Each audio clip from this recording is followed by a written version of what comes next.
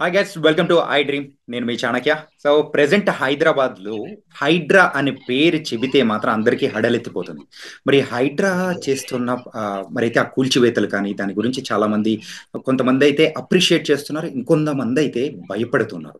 అసలు హైడ్రా ఒక విధి విధానాలు ఏంటి, వాళ్ళకి అందిన ఫిర్యాదులు ఏంటి అంటే దీని గురించి ఇంకా లోతుగా మనం మాట్లాడుకోవడానికి ఈరోజు మనతో పాటు జిహెచ్ఎంసి కాలనీ వెల్ఫేర్ అసోసియేషన్ సమాఖ్య వైస్ ప్రెసిడెంట్ మరియు పొలిటికల్ అనలిస్ట్ అయిన వివి రావు గారు మనతో పడినారు. సార్ నమస్తే సార్. నమస్కారం అండి. Sir thank you for joining with I dream. So ఏంటంటే ప్రజెంట్ హైదరాబాద్ లో హైడ్రా పేరు చెప్పగానే సో అందరికి కొంతమంది గుండెల్లో అయితే హడలెత్తిపోతూ ఉన్నారు. సో మరి అసలు హైడ్రా అంటే ఏంటి? సో మనం స్టార్టింగ్ నుంచి కూడా మాట్లాడుకుందాం. హైడ్రా అనేది ఒక గవర్నమెంట్ ప్రస్తుతం ఉన్నటువంటి ఈ హైదరాబాద్ లో విపరీతంగా పెరిగిపోతున్నటువంటి రియల్ ఎస్టేట్ డిమాండ్, ఈ డిమాండ్ కు అనుగుణంగా ఈరోజు సక్రమమైన కట్టడాల కన్నా అక్రమమైన కట్టడాల యొక్క సంఖ్య పెరిగిపోతుంది.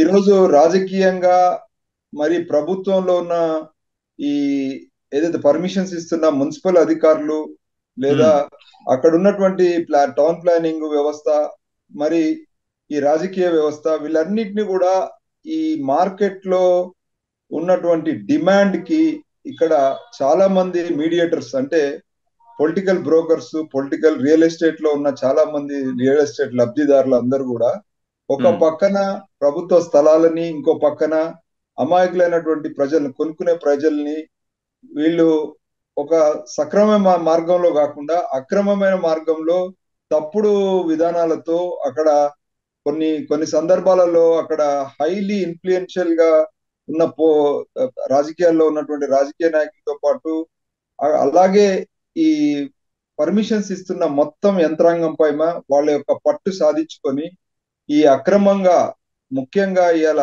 చెరువుల పరిరక్షణ విషయంలో కావచ్చు, నాలాల పరిరక్షణ విషయంలో కావచ్చు, పార్కుల పరిరక్షణ విషయంలో కావచ్చు, విపరీతమైనటువంటి దోపిడీకి పాల్పడుతున్నారు.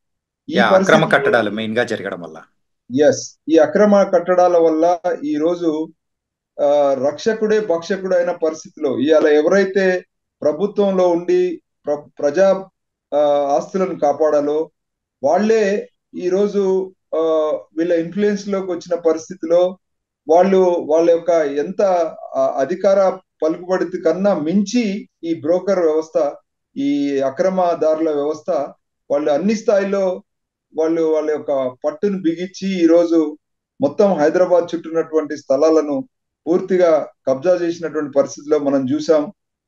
ఈ రోజు నిన్న పేపర్ లో కూడా వస్తుంది. ఎట్లా అంటే మీరు ఒక ఉదాహరణకు చూస్తే బహదూర్పుర ఏరియాలో 2000, నాంపల్లి ఏరియాలో 2050, ఉప్పల్లో 1500, రాజేంద్రనగర్ లో 1300, అంబర్పేట్, గోల్కొండ, ఆసిఫాబాద్, గండిపేట్, సైబరాబాద్ మొత్తం ఇవన్నీ లెక్కేసుకుంటే యావరేజ్ గా 2000 నుంచి వెళ్ళి దాదాపు 100 పై చిలుకు వరకు అక్కడ అక్రమ కట్టడాలు గట్కేసర్ వరకు కూడా ఉన్నాయి. మరి ఇంత భారీ స్థాయిలో అక్రమ కట్టడాలు అంటే పర్మిషన్ కూడా లేకుండా కడుతున్నారంటే కారణం ఏంటంటే అది పర్మిషన్ ఇచ్చే స్థలం కాదు ఒకటి. రెండోది, ఒకవేళ లేకున్నా ఆ కట్టడ పర్మిషన్ ఇవ్వకున్నా కూడా దొంగ పత్రాలను సృష్టించడం. అయితే ప్రభుత్వ యంత్రాంగంలో ఉన్నటువంటి ఇప్పుడు ఉన్నటువంటి మున్సిపాలిటీకి విపరీతమైనటువంటి ప్రెషర్స్ ఉన్నాయి. శానిటేషన్ కానీ ఇంకా ఇతర పనులు చాలా, ఇప్పుడు ఇంజనీరింగ్ వ్యవస్థ ఉంది మొత్తం. సో ఇవన్నిటిని దృష్టిలో ఉంచుకొని వాళ్ళు ఇలాంటి ఈ నార్మల్ గా ఇంత బహిర్గతంగా ఇంత దుర్మార్గంగా వ్యవహరిస్తున్నటువంటి ఈ pressure groups, real estate pressure groups ని తట్టుకోవడానికి హైడ్రా అనేటువంటి ఒక ప్రత్యేకమైన సంస్థను లో ఈ ప్రభుత్వం నామమాత్రానికి ప్రపోజ్ చేసిన, ఇప్పుడు రేవంత్ రెడ్డి గారి ప్రభుత్వం వచ్చినాక దీనికి పూర్తి అధికారాలు, విధులు, నిధులు ఇవ్వడం జరిగింది. పూర్తిగా ఇక్కడ అందరికీ వస్తున్న డౌట్ ఏంటంటే, సో ఇంత ముందు ప్రభుత్వాల వాళ్ళ హయాంలో ఉన్నా కానీ అక్కడ జరగని ఇంత అంటే అగ్రెసివ్ గా జరగని ఇంప్లిమెంటేషన్స్ ఇక్కడ మాత్రం జరగడానికి గల రీజన్స్ ఏమనుకోవచ్చు? అంటే కమిట్మెంట్, చిత్తశుద్ధి. ఇవాళ ఇక్కడ ఉన్నటువంటి ముఖ్యమంత్రి గారు అసలు ఆయన మాట్లాడే దాంట్లో ప్రజా ప్రయోజనం ఎంత ఉందనేది మనం గ్రహించుకుంటే మనకు అర్థమవుతుంది. అది పూర్తిగా గతంలో ఏ సీఎం చేయనటువంటి పరిస్థితి ఇప్పుడు వచ్చిన సీఎం చేస్తున్నాడు. అది మనందరికి కావాల్సినది, మనందరి మనసులో ఉన్నటువంటి పని. సో ఉమ్, డెఫినెట్ గా మనము ఇప్పుడు దాన్ని ఇంత మంచి అవకాశాన్ని సద్వినియోగం చేసుకోవడం అనేది ప్రతి ఒక్క పౌరునిగా, ప్రతి ఒక్క ట్యాక్స్ పేయర్ గా మన బాధ్యత అది. ఈ బాధ్యతను మనం నెరవేర్చుకోవడానికి ఎక్కడెక్కడైతే మన కాలనీలలో, మన పార్కులలో ఎక్కడెక్కడైతే అక్రమ కట్టడాలు ఉన్నాయో డెఫినెట్ గా వి హావ్ టు కంప్లైంట్. ఇంత అన్- మంచి అవకాశాన్ని మనం సద్వినియోగం చేసుకోకపోతే ఈ అంత ఉమ్, వ్యవస్థ ఎవరి కోసము? మన కోసమే. మన మరి మనం కోసమే. అవకాశం వచ్చినప్పుడు మనకు అప్పుడప్పుడు ఇలాంటి అవకాశాలు వస్తాయి. పైవాడిని మనం పనులు జరగడం లేదని నిందిస్తుంటావు దేవుడిని. రైట్. ఇంత ముందుతో కంపేర్ చేసుకుంటే ఎప్పుడైతే సో ఇక్కడ ఎన్ కన్వెన్షన్ అనేది కూల్చివేసిన తర్వాత సో ఇక్కడ మరి కంప్లైంట్స్ రావడం అనేది కూడా ఎక్కువగా అయిపోయాయి. మరి భారీ బందోబస్తు అనేది కూడా ఆ కార్యాలయాల దగ్గర క్రియేట్ చేశామని చెప్పేసి కూడా మరి చెప్పారు. మరి అక్కడ హైడ్రా కమిషనర్ అయిన రంగనాథన్ గారు కూడా. సో ఇంతమంది అంటే ఇంతమందికి అంటే కంప్లైంట్లు ఇవ్వడానికి గల కారణం ఏమంటారు? ఇప్పుడు ప్రజలు కూడా ఒకసారి ముఖ్యమంత్రి చెప్పగానే ఆయన ఎంతవరకు నిలబడతారని ఒక డౌట్ కూడా ఉంటది. ఆ, కాబట్టి ఆ ఆ డౌట్ నివృత్తి చేయడానికి ఫస్ట్ వాళ్ళు డెమాన్స్ట్రేట్ చేయాల్సి ఉంటుంది. మేము కట్టుబడి ఉన్నామని చెప్పడానికి కొన్ని ప్రజలకు విజిబుల్ గా పనిచేయాల్సి ఉంటుంది. వాళ్ళు విజిబుల్ గా ఈ రోజు ఆ, మీరు చూశారు హిమాయత్ సాగర్ ప్రాంతంలో దాదాపు ఒక 50-60 కట్టడాలు ఫస్ట్ కూల్చేసిన తర్వాత, ఆ తర్వాత వీళ్ళు ఇక్కడ మిగతా ప్రాంతాల్లో కట్టడాలు కూల్చిన తర్వాత ఇంకా ప్రెషర్ పెరుగుతున్న సందర్భంలో ఎన్ కన్వెన్షన్ కూడా, అంటే ఎంతటి పవర్ఫుల్ గా ఎంత ఇన్ఫ్లుయెన్స్ ఉన్నా కూడా మేము కట్టుబడి ఉన్నామని చెప్పేటువంటి ఒక నమ్మకం కలిగించిన తర్వాతనే ప్రజలు ఈ రోజు ఇబ్బడి ముబ్బడిగా కంప్లైంట్ చేయడానికి ముందుకు వస్తున్నారు. ఎందుకంటే ఒక కంప్లైంట్ ఇచ్చినాక ఒక సామాన్యుడు భయపడతాడు. ముందు రైట్.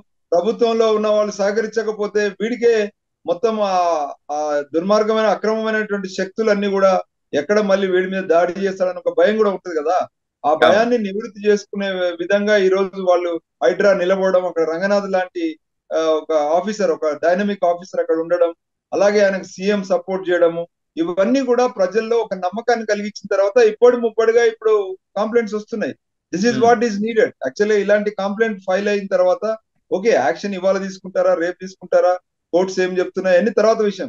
బట్ ప్రజల్లో ఒక స్పందన, ఆ స్పందన ఉమ్, అనేది చాలా గొప్ప విషయం. ఈ స్పందన కురవడానికి కారణం ఏంటంటే ఈ నమ్మకం కల్పించే ప్రయత్నం గతంలో ఎవరు చేయలేదు. ఇది ఉమ్. ఒక శుభ పరిణామంగా మేము చూస్తాము సివిల్ సొసైటీని. Yeah sir. అండ్ ఏంటంటే ప్రజెంట్ ఈ హైడ్రా అనేది కేవలము చెరువులు అంటే జిహెచ్ఎంసి పరిధిలో ఉన్న చెరువుల వరకే మాత్రమే ఆ కట్టడాల్ని కూల్చేయడానికి చూస్తుందా, లేకపోతే ఇంకా వేరే సెక్టర్స్ వైజ్ లో ఉన్న అక్రమ కట్టడాలని కూడా కూల్చేసే అవకాశాలు ఏమన్నా ఉంటాయంటారా? నిన్న సీఎం గారు ఇచ్చినటువంటి స్టేట్మెంట్ క్లియర్ గా చెప్తుంది ఏంటంటే ఉమ్, ఇప్పటి వరకు వాళ్ళ పరిధి కూడా క్లియర్ చెప్తున్నారు. చెరువులతో ఉమ్, పాటు ఇప్పుడు ఎక్కడెక్కడైతే నా చెరువే కాదు, చెరువుతో పాటు బఫర్ జోన్ తో పాటు పార్కులు లేదా ఉమ్. ప్రభుత్వ స్థలాలు లేదా ప్రైవేట్ ఆస్తులలో కూడా పర్మిషన్ లేకున్నటువంటి ఆ కట్టడాలు, ఇన్ని ఓకే. రకాలైనటువంటి కట్టడాలను ఎక్కడ కూడా ఆ ఒక ప్రొసీజర్ తప్పి లేదా ఒక అక్రమంగా ఏది ఎక్కడ చేసినా కూడా మేము సిద్ధంగా ఉన్నాము, మేము వదిలిపెట్టము అని స్పష్టంగా రంగనాథ్ గారు కానీ సీఎం గారు చెప్పడము, దానికి అనుగుణంగా ప్రతిరోజు కొన్ని వందల వేల మందికి ఈ నోటీసులు ఇవ్వడం, ఈ నోటీసులు తీసుకున్న వాళ్ళు కూడా ఈ రోజు కోర్ట్స్కి వెళ్ళినా కూడా కోర్ట్స్ కూడా ఇప్పుడేమి వాళ్ళని ఆపడం లేదు. మేము యా వాళ్ళని అంటే ఆపము, కాకపోతే సెలెక్టివ్ గా పరిస్థితిని బట్టి ఆ, వాళ్ళు కొంతమంది వెళ్ళినా ఇప్పుడు మీరు చూశారు అక్కడ ఒక మర్రి ఇన్స్టిట్యూట్స్ వాళ్ళు కానీ లేదా అక్కడ పల్లా రాజేశ్వర రెడ్డి గారి ఇన్స్టిట్యూట్స్ కానీ ఇలా కొద్దిమంది హైకోర్టు వెళ్ళినప్పుడు వాళ్ళు ఏం చెప్తున్నారంటే అక్కడ కొన్ని వేల మంది స్టూడెంట్స్ చదువుతున్నారు కాబట్టి సెలవులు చూసుకొని ఆ పని చేయమని చెప్తున్నారు. ఆ కట్టడాలు అక్రమం అయితే కొద్దిగా పబ్లిక్ ఇంట్రెస్ట్ కూడా చూడండి, ఎందుకంటే పిల్లల చదువులు డిస్టర్బ్ కావద్దు, వాళ్ళ కెరియర్ డిస్టర్బ్ కావద్దు అని కూడా చెప్తా ఉన్నారు. So yeah this very good. Ultimate గా ఇదంతా కూడా ఎవరి కోసం? ప్రజల కోసమే. ప్రజా ప్రయోజనం వల్ల ఉన్నప్పుడు ఆ కట్టడాలు కూలగొట్టినప్పుడు కూడా ప్రజల ఇబ్బంది కలగకుండా చేయమని చెప్తున్నాం. ఇది మనం అందరం అంటే కూడా వెల్కమ్ చేయాల్సినటువంటి పరిస్థితి, దీంట్లో ఏం తేడా లేదండి. అంటే మీరు అంటే కోర్టులు కూడా డైరెక్ట్ గా అంటే ఇండైరెక్ట్ గా మరి హైడ్రాక్ సపోర్ట్ చేస్తున్నట్టే క్లియర్ గా కనిపిస్తూ ఉంది. ఎందుకోసం అంటే విధి విధానాలు కానీ సో ఎవరికైనా కానీ కోర్టు దగ్గరికి వెళ్ళినా కానీ సో చేస్తున్నది తప్పేం కాదు అన్నట్టు కూడా వాళ్ళు ఇస్తున్నారా? ఖచ్చితంగా. ఇప్పుడు నిన్న మొన్న మీకు జరిగినటువంటి అంశాలు నేను చెప్తాను. యా ఇప్పుడు ప్లీజ్ చెప్పండి సార్. ఫస్ట్ ఒక 1 వీక్ క్రితం వెళ్ళిన కోర్టులో వెళ్ళినప్పుడు హైడ్రా స్పష్టంగా చెప్పింది విధి ఉమ్, విధానాలు సెక్షన్ 49 ప్రకారంగా వాళ్ళు కనుక ముందుకెళ్తే నో ఇబ్బంది లేదు. దాంట్లో రంగనాథ్ గారు ఆ సెక్షన్ లో ఏముందనేది క్లియర్ గా చెప్పారు మీడియా ద్వారా కూడా.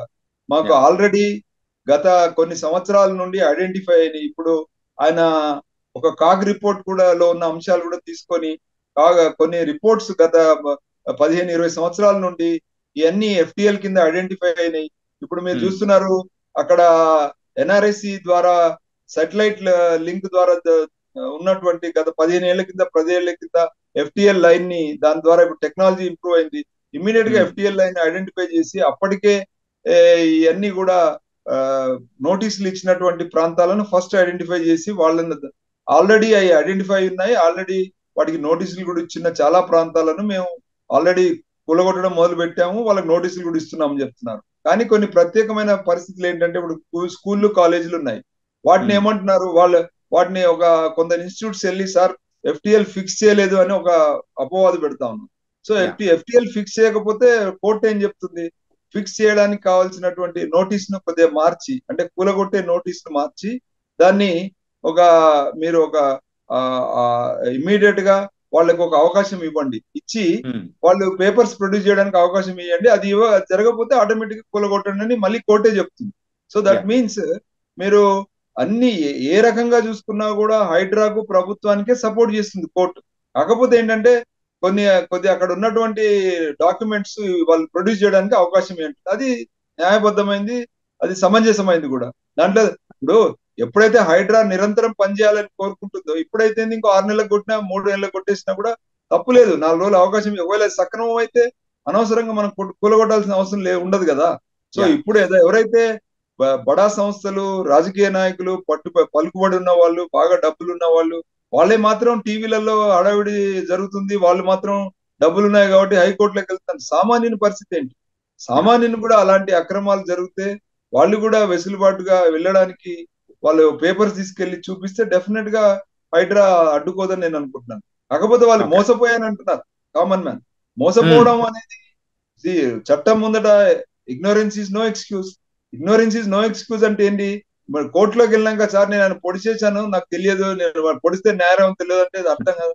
మీరు ఇప్పుడు ఒకవేళ కనుక సామాన్యుడు తెలియకుండా వాడు కొనుక్కుంటే మీరు ఎవరి దగ్గర Hmm. కొన్నారు వాళ్ళ దగ్గరికి వెళ్ళండి, వాడిని Okay. బాధ్యుని చేయండి, వాళ్ళ ద్వారా మీరు రికవరీ చేయండి. లేదా ఆ అలాంటి పరిస్థితి ఒకవేళ తప్పించుకునే పరిస్థితి ఉంటే ప్రభుత్వానికి, పోలీస్ యంత్రాంగానికి వాళ్ళకి కంప్లైంట్ చేయండి, వాళ్ళ Yeah. ద్వారా రికవరీ చేయండి. అయినా కూడా మీకు కాకపోతే అప్పుడు ప్రభుత్వాన్ని తర్వాత అర్థించండి, మాది పోయినాయి ఇల్లు అని చెప్పి తర్వాత మాట్లాడుకుందాం. కానీ Yeah. ఇప్పుడు ప్రస్తుతం మాత్రం మీరు దాన్ని తప్పు పట్టడం అనేది కరెక్ట్ కాదు. ఇది మనం అందరం కోరుకునేది, ఇవాళ ఒక రేవంత్ రెడ్డి గారు కోరుకునేదో హైడ్రా కోరుకునేది కాదు. ప్రతి ఒక్క ట్యాక్స్ పేయర్, ప్రతి ఒక్క హైదరాబాద్ వాసి ఇలా కోరుకున్న, హైదరాబాదే కాదు, నాకున్న సమాచారం ప్రకారం ఇలా వరంగల్, కరీంనగర్ లాంటి ప్రాంతాల నుంచి కూడా మాకు కాల్స్ వస్తున్నాయి. మా కాలనీ Yeah. వెల్ఫేర్ సంఘాల వాళ్ళు అడుగుతున్నారు, మాకు కూడా హైడ్రా ఎక్స్టెండ్ చేయమని చెప్పి అడుగుతున్నారు. ఎందుకంటే అంతటా So, ఇదే పరిస్థితి ఉంది కాబట్టి మీ అందరికి తెలిసిందే. యా, ప్రెసెంట్ అయితే ఇది కేవలం బఫర్ జోన్ వరకు మాత్రమే ఉంది. ఇదైతే పెంచే అవకాశాలు ఏమన్నా ఉంటాయంటారా రాబోయే కాలంలో మన హైదరాబాద్ చుట్టుపక్కల ఇప్పుడు ఇంకొంచెం ఓఆర్ఆర్ వైపు కానీ ఇంకా కొంచెం? డెఫినెట్ గా పెంచుతారు. ఇప్పుడైతే సిటీని RRR ఇప్పుడు అంటే ఓఆర్ఆర్ వరకు అయితే ఇప్పుడు ఓకే, అంటే వీళ్ళు ఇప్పుడు పరిధి ఓఆర్ఆర్ పెట్టుకున్నారు. యా. బఫర్ జోన్ అనేది ప్రతి లేక్ లో ఉన్న బఫర్ జోన్ కూడా వీళ్ళు ఆదేశాలు ఇచ్చారు. అదే బఫర్ జోన్, లేక్ జోన్ రెండింటిని కొట్టేయమంటున్నారు. వాటి రెండింటిని కూడా ఇస్తున్నారు వాళ్ళు యాజ్ ఆఫ్ నౌ. ఎందుకంటే వాళ్ళ దగ్గర ఆల్రెడీ మ్యాపింగ్, ఆల్రెడీ వాళ్ళ దగ్గర అన్ని ఇప్పుడు గవర్నమెంట్ లో ఎన్నో డిపార్ట్మెంట్స్ ఉన్నాయి. ఇరిగేషన్ ఉంది, రెవెన్యూ ఉంది, టౌన్ ప్లానింగ్ ఉంది, రికార్డ్ సెక్షన్ ఉంది. వీళ్ళందరూ కూడా ఇదేం కొత్తగా ఈ రాత్రి జరిగిందా? చెరువులు అనేటి ఇది ఎప్పుడో 100 ఏళ్ళ కింద కట్టిన, ఇప్పుడు నిజాం కన్నా ముందు గోల్కొండ లేదా మన కాకతీయుల నాటి నుండి నిర్మించిన ఇవన్నీ కూడా ఇప్పుడు ఈ గొలుసు కట్టు చెరువులన్నీ ఇప్పటివి కాదు, చాలా పాత. వీటన్నిటికీ ఆధారాలు ఉన్నాయి. దాదాపు 30-40 సంవత్సరాల ముందే మన దగ్గర ఎన్ఆర్ఎస్, లక్కీగా మన హైదరాబాద్ లో ఎన్ఆర్ఎస్ సంస్థ కూడా ఉంది. వాళ్ళ ద్వారా అప్పటి నుండి తీసినటువంటి ఎన్ఆర్ఎస్సి రికార్డ్ అంతా ఉంది. సో మీరు ఎప్పుడైనా కూడా మీరు ఒకవేళ మీకు అన్యాయం జరిగింది అనుకుంటే మళ్ళీ మీరు క్రాస్ వెరిఫై చేసుకోవడానికి సంస్థలన్నీ ఇక్కడే ఉన్నాయి.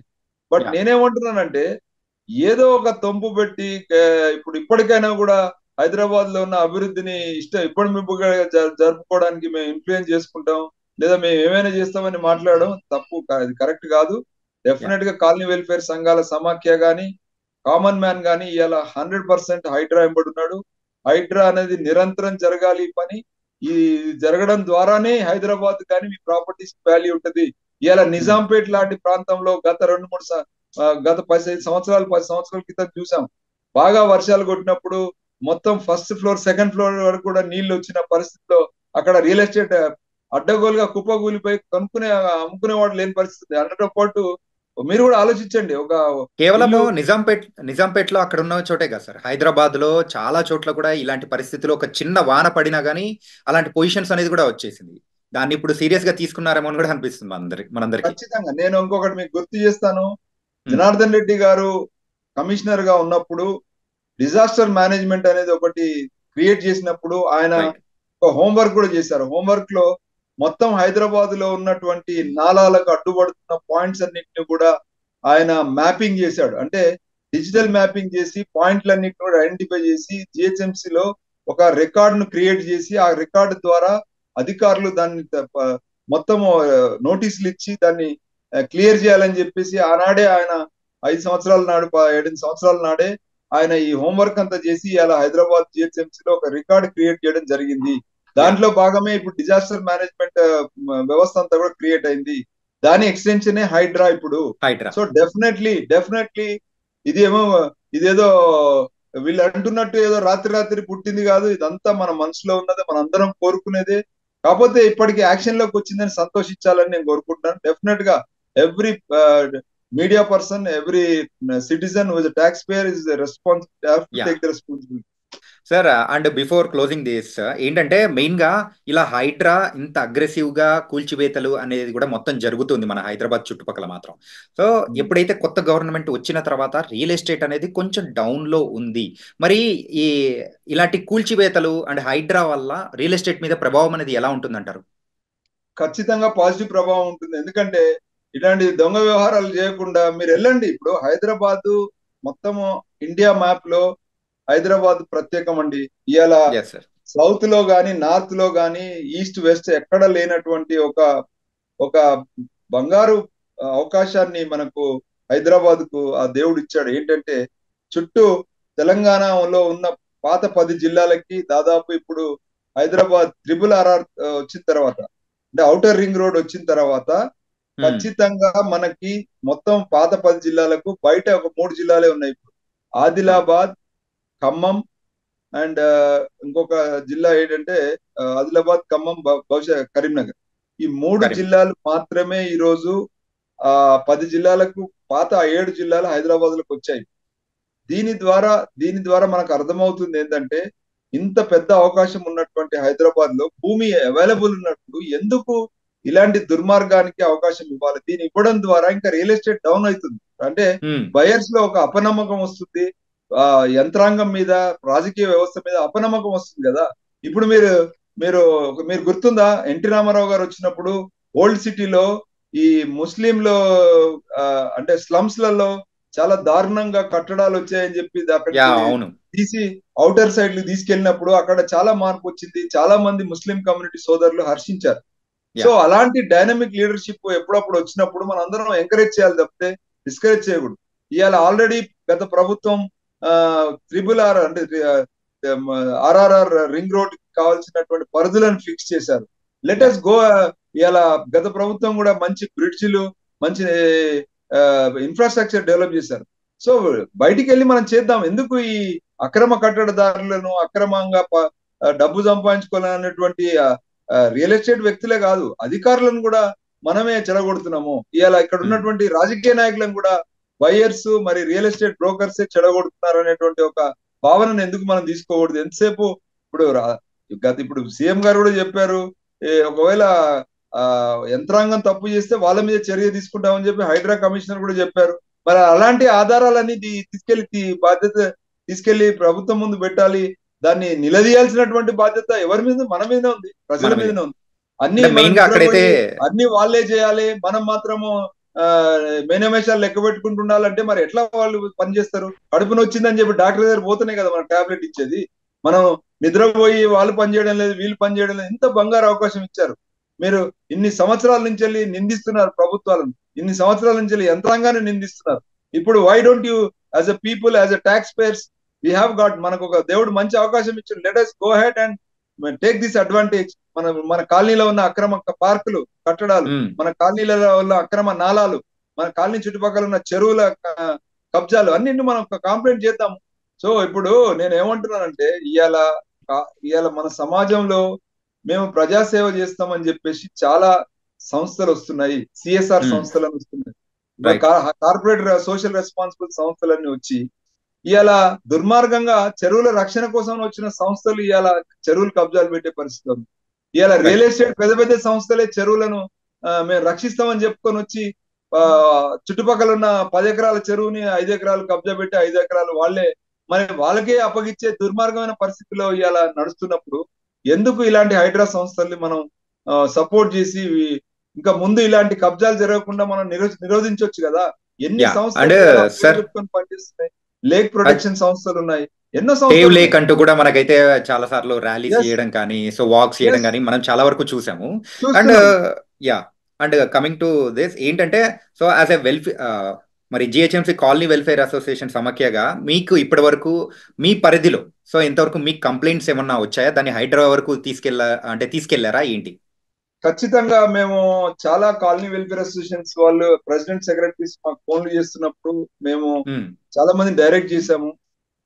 అలాంటి కంప్లైంట్స్ కూడా ఇప్పుడు చాలా వరకు హైడ్రాకు రీచ్ అయినాయి, వాళ్ళు కూడా అక్నాలెడ్జ్ చేస్తా ఉన్నారు. And we are very much thankful to Ranganath గారు and team, yeah because sir.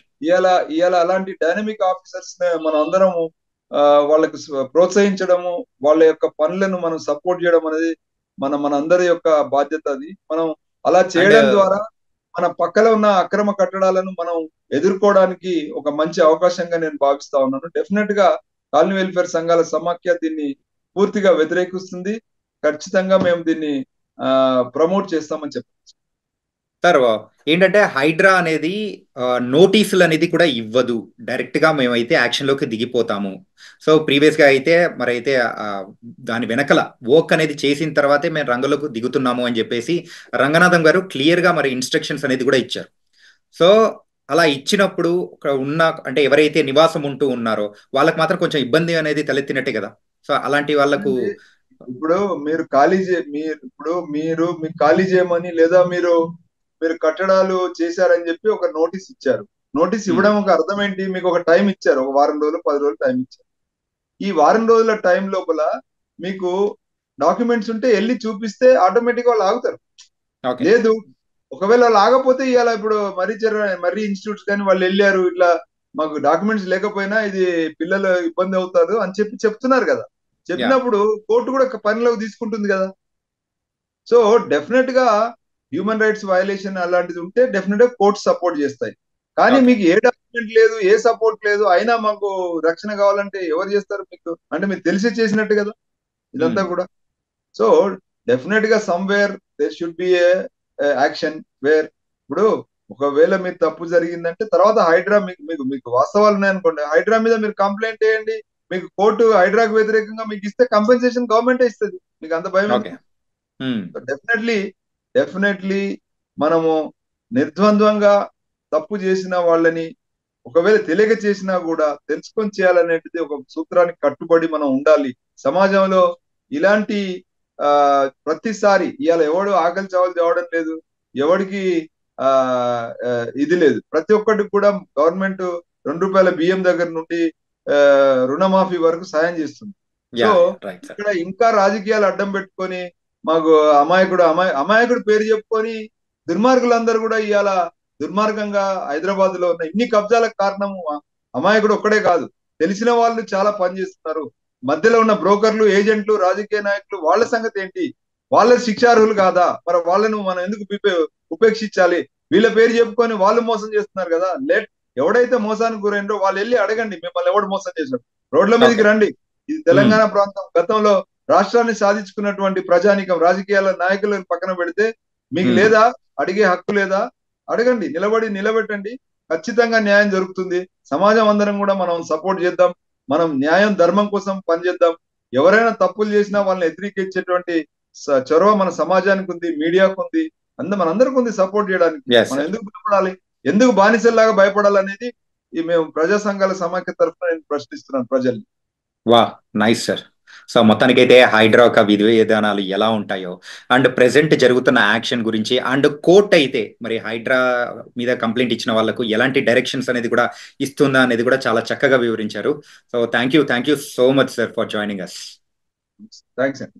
So guys అది మరి వివి రావు గారు మరి అయితే చాలా చక్కగా వివరించారు కదా మరి హైడ్రా యొక్క విధి విధానాలు ఎలా ఉంటాయో మరి కోర్టు కూడా మరి ప్రజలకు కానీ సో మరి హైడ్రా కానీ ఎలాంటి డైరెక్షన్స్ అనేది కూడా ఇస్తుందో వాళ్ళ తీర్పు ద్వారా కూడా మనకు వివి రావు గారు చాలా చక్కగా వివరించారు. మరో ఇంటర్వ్యూతో మళ్ళీ కలుద్దాం. అంతకు take care. This is your Chanakya. See you.